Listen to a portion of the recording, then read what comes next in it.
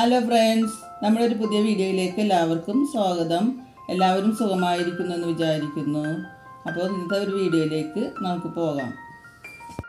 അപ്പോൾ ഇന്നത്തെയും പോലെ തന്നെ രാവിലെ തന്നെ ചായക്കുള്ള പരിപാടിയിലാണ്.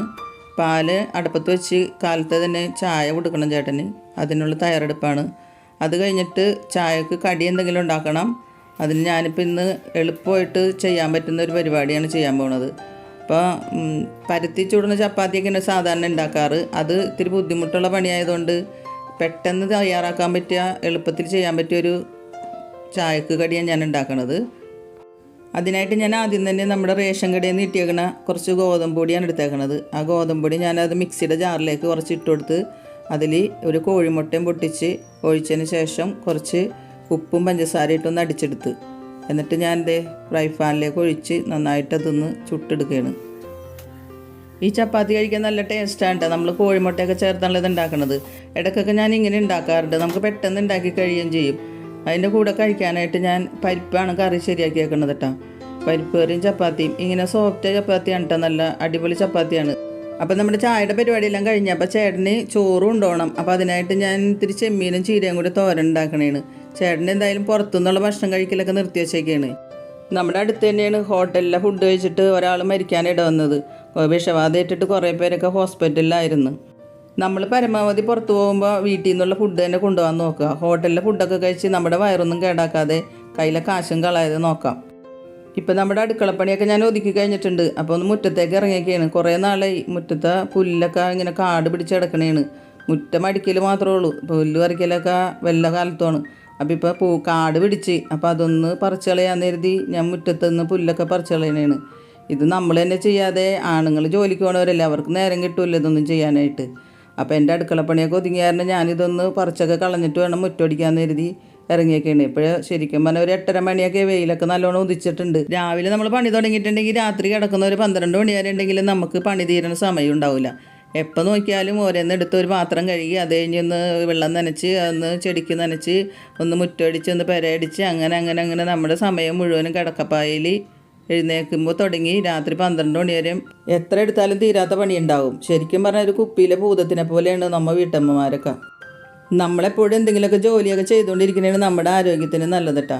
അല്ലെങ്കിൽ പിന്നെ എന്താ വെച്ചാൽ മരുന്നിന് കാശ് കൊടുക്കേണ്ടി വരും. ജിംനേഷ്യത്തിലും ഓരോന്നിനൊക്കെ പോയി നമ്മൾ എന്തിനാണ് കഷ്ടപ്പെടുന്നത്? അതിലും നല്ലത് നമ്മുടെ വീട്ടു ജോലികൾ സന്തോഷത്തോടെ അത് നമ്മൾ സമയം കിട്ടുന്നതനുസരിച്ചൊക്കെ ചെയ്യണമെങ്കിൽ അതാണ് ഏറ്റവും നല്ലത്.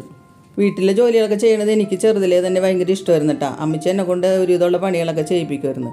ഇപ്പം സമയം 10 മണി കഴിഞ്ഞ് ഞാൻ പുല്ലൊക്കെ പറിച്ചിരുന്ന് നേരം പോയത് അറിഞ്ഞില്ല. എനിക്ക് നല്ല വിശപ്പുണ്ട്. ഞാനപ്പോൾ ചായ ഒന്ന് കുടിക്കുകയാണ്. അപ്പം ഞാൻ നേരത്തെ പറഞ്ഞില്ലേ, വീട്ടുപണികളൊക്കെ ഞാൻ ചെറുതിലെ തന്നെ ചെയ്തുകൊണ്ടിരുന്നതുകൊണ്ട് എനിക്ക് ഇവിടെ വന്നിട്ട് ഒരു മടി ഉണ്ടായിരുന്നില്ല ചെയ്യാനായിട്ട്. ഇവിടെ വന്നിട്ടാണെങ്കിലും അമ്മ എന്നെ എല്ലാ പണിയും ചെയ്യാനായിട്ട് ഏൽപ്പിച്ച് തരുമായിരുന്നു. ഞാനത് മടിയും കൂടാണ്ട് ചെയ്യുകയും ചെയ്യുമായിരുന്നു. അപ്പം എൻ്റെ ചായ കുടിയെല്ലാം കഴിഞ്ഞ് അപ്പോൾ പാത്രങ്ങളെല്ലാം ഞാൻ രാവിലെ ഉള്ളത് കൂട്ടിയിട്ടുണ്ടായിരുന്നു. അപ്പോൾ അതൊക്കെ ഒന്ന് കഴുകി വെക്കാൻ നേരത്തെ എടുക്കുകയാണ്. ഈ പാത്രം കഴുകൽ എല്ലാവർക്കും ഒരു മടിയുള്ള കാര്യമുണ്ടോ. അപ്പോൾ അത് ഞാൻ എന്ത് ചെയ്യുമെന്ന് വെച്ചാൽ മടി പോകാനായിട്ട് ഒരു പണി ചെയ്യും. റേഡിയോ ഒന്ന് ഓണാക്കി വെച്ച് കഴിഞ്ഞാൽ FM റേഡിയോയിലെ മ്യൂസിക്കും പാട്ടൊക്കെ കേട്ട് കഴിഞ്ഞാൽ ഉണ്ടല്ലോ ആ മടി തീരുകയും ചെയ്യും. നമ്മുടെ പാത്രം കഴുകലും കഴിഞ്ഞ് നമ്മൾ ഹാപ്പിയാവും. പാത്രം കഴുകലൊക്കെ കഴിഞ്ഞ ഉടനെ തന്നെ ഞാൻ ആ സിങ്കൊക്കെ ഒന്ന് തേച്ച് കഴുകി ആ സ്ലാവും ഒക്കെ ഒന്ന് തുടച്ച് നല്ല വൃത്തിയാക്കി ഇടും കേട്ടോ. ഇപ്പോൾ ഇവിടെ നല്ല ഉണങ്ങി കിടക്കുമ്പോൾ കാണാനൊരു ഭംഗിയല്ലേ, നമുക്കത് മനസ്സിനൊരു സന്തോഷവുമാണല്ലോ. പണ്ടത്തെ കാര്യമൊക്കെ ഒന്ന് ആലോചിക്കണമെങ്കിലേ ഭയങ്കര കഷ്ടമായിരുന്നു കേട്ടോ. നമുക്കിവിടെ ചുറ്റും പുഴ ഇതുകൊണ്ടുണ്ടല്ലോ ഉപ്പ് വെള്ളം കിട്ടുള്ളായിരുന്നു. അല്പം പോലും നല്ല വെള്ളം കിട്ടൂല. അപ്പോൾ പൈപ്പിൽ വെള്ളത്തിനെ തന്നെ ആശ്രയിക്കണം എല്ലാത്തിനും. ഒരു നനക്കാനാ തിരുമാനാ കുളിക്കാനാ ഒന്നിനും തന്നെ വെള്ളമില്ല. രാത്രി 12 മണിക്ക് ഞങ്ങൾ പോയി പൈപ്പിൻ്റെ ചുവട്ടിൽ ക്യൂ നിന്നാലാണ് ഞങ്ങൾക്ക് 2 കുടം വെള്ളമൊക്കെ കിട്ടണത്. ഇപ്പം ഞങ്ങൾക്ക് ഇവിടെ പൈപ്പൊക്കെ അടുത്തൊക്കെ വന്ന് വീടുകളിലൊക്കെ തന്നെ പൈപ്പുണ്ട്. അതുകൊണ്ട് വെള്ളത്തിന് ബുദ്ധിമുട്ടൊന്നുമില്ല എന്ന് കരുതി വെള്ളം ഞാനധികം ലാവിഷായിട്ടൊന്നും കളയാറൊന്നുമില്ല. അല്പം മാത്രം വെള്ളം എടുത്ത് ആവശ്യത്തിന് മാത്രമേ ചിലവാക്കാറുള്ളൂ കേട്ടോ. അപ്പം നമ്മുടെ ചെടി നനക്കലെല്ലാം കഴിഞ്ഞ് ഞാനൊന്ന് പെരയൊക്കെ ഒന്ന് അടിച്ച് വാരി തൂത്തിട്ട് അത് കഴിഞ്ഞ ഉടനെ തന്നെ ഞാൻ നമ്മുടെ മുറികളൊക്കെ ഒന്ന് തുടച്ച് വൃത്തിയാക്കേണ്ട. ഞാൻ 1-2 തുടക്കണത് കൊണ്ടുണ്ടല്ലോ അധികം അഴുക്കൊന്നുമില്ല കേട്ടോ. എന്നാലും ഞാൻ തുടക്കണം എന്താണെന്ന് വെച്ച് കഴിഞ്ഞാൽ മുറിക്കുള്ളിലൊക്കെ ഒരു തണവ് കിട്ടുമല്ലോ. ഇപ്പോൾ ഭയങ്കര ചൂടല്ലേ, രാത്രി കിടന്നുറങ്ങാൻ എന്താ ബുദ്ധിമുട്ട്. ഇപ്പോൾ നമ്മുടെ അടിക്കലും തുടക്കലെല്ലാം കഴിഞ്ഞ് അപ്പോൾ ഞാനിപ്പോൾ ബെഡ്ഷീറ്റ് ഒന്ന് കുടഞ്ഞ് മാറ്റാൻ കരുതിയാണ്. ആ ബെഡ്ഷീറ്റൊക്കെ ഒന്ന് നന്നായിട്ട് വിരിച്ചൊക്കെ കിടന്നു കഴിഞ്ഞാൽ നമ്മുടെ മുറിയിലൊക്കെ നമ്മൾ കയറുമ്പോൾ ഉണ്ടല്ലോ നമുക്കത് കാണുമ്പോൾ തന്നെ നല്ല സന്തോഷമായിരിക്കും അല്ലേ.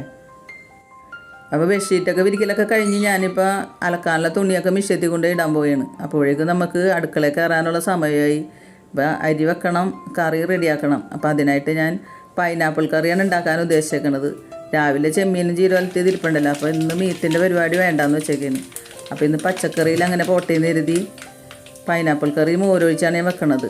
അപ്പോൾ ഒരടുപ്പത്ത് ഞാൻ കഞ്ഞിക്ക് അരി ഇട്ടിട്ടുണ്ട്, അത് തിളച്ചിട്ടുണ്ട്. അപ്പോൾ കറി ഞാൻ റെഡിയാക്കണേന്.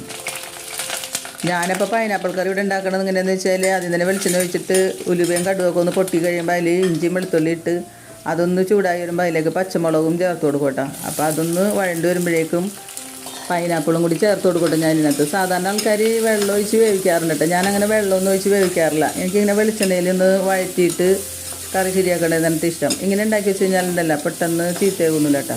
കുറച്ച് ദിവസം നമുക്കിത് വെച്ചേക്കാം. അപ്പോൾ പിന്നെ വേറെ ഇതിൻ്റെ കൂടെ എന്തെങ്കിലും ഒരു സൈഡ് വല്ല വറുത്തത എന്തെങ്കിലും ഒക്കെ ഉണ്ടെങ്കിൽ നമുക്ക് കറിയായിട്ട് ഉപയോഗിക്കാമല്ലോ. അപ്പോൾ ഞാൻ കുറച്ച് മഞ്ഞൾപ്പൊടി കൊണ്ട് ചേർത്ത് കൊടുത്തിട്ടുണ്ട് കേട്ടോ. ഉപ്പും മഞ്ഞൾപ്പൊടി ഇട്ട് പൈനാപ്പിളൊന്ന് നന്നായിട്ട് വാടി വന്നതിന് ശേഷം നമുക്കതൊന്ന് മൂടി വെക്കണം കേട്ടോ. ഒരു 5 മിനിറ്റ് നമ്മളതൊന്ന് മൂടി വെച്ചൊന്ന് ആവിയിൽ വെന്തതിന് ശേഷം കേട്ടോ നമുക്ക് അരപ്പ് ചേർക്കാൻ പറ്റുള്ളൂ. അരപ്പ് ചേർക്കാനായിട്ട് ഞാനതിൽ കുറച്ച് തേങ്ങയും അല്പം കടുകും ചേർത്തിട്ടുണ്ട്. ഒരു വെളുത്തുള്ളിയുടെ കഷ്ണം കൂടി ചേർത്താണ്ട അരച്ചെടുത്തേക്കണത്. ഇനിയിപ്പോൾ അരപ്പ് നമ്മൾ ചേർത്ത് കൊടുക്കേണ്ട. അരപ്പ് ചേർത്ത് നന്നായിട്ടൊന്ന് ഇളക്കി ഒന്ന് അരപ്പൊന്ന് തിളച്ച് വരണം കേട്ടോ. തിളച്ച് വന്നതിന് ശേഷം കേട്ടോ ഞാൻ അതിനകത്തേക്ക് കുറച്ച് വെള്ളവും കൂടി ചേർത്ത് കൊടുത്തിട്ട് ഒന്ന് മിക്സ് ചെയ്ത് ഒന്ന് ചൂടായി കഴിയുമ്പോൾ വേണം കേട്ടോ അതിനകത്തേക്ക് നമുക്ക് തൈര് ചേർക്കാനായിട്ട്. തൈര് ആദ്യം ചേർക്കരുത്. തൈര് തിളക്കാൻ പാടില്ലാത്തതുകൊണ്ട് തൈര് ഒഴിച്ച് കഴിഞ്ഞാൽ പെട്ടെന്ന് തന്നെ നമ്മൾ കറിക്കലം അടപ്പിൽ നിന്ന് ഇറക്കി വെക്കണം കേട്ടോ. അതിന് ശേഷം നമുക്ക് അതിനകത്തേക്ക് താളിക്കാനുള്ള സാധനങ്ങൾ എടുക്കാം. ഞാൻ കടുക് ഉലുവൊക്കെ ആദ്യം പൊട്ടിച്ചതുകൊണ്ട് ഇനി കടുക് ഉലുവൊന്നും പൊട്ടിക്കേണ്ട ആവശ്യമില്ല. കറിക്കലം ഇറക്കി വെച്ചിട്ട് ഞാനത് താളിക്കാം കേട്ടോ.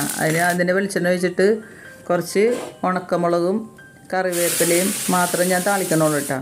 പിന്നെ താളിച്ച് അതിനകത്തേക്ക് ചേർത്ത് ഇപ്പോൾ നമ്മുടെ പൈനാപ്പിൾ കറി റെഡി ആയിട്ടുണ്ട് കേട്ടോ. ഇനി കറിയിലേക്ക് ഞാൻ അല്പം പഞ്ചസാര കൂടി ചേർക്കുന്നുണ്ട് കേട്ടോ.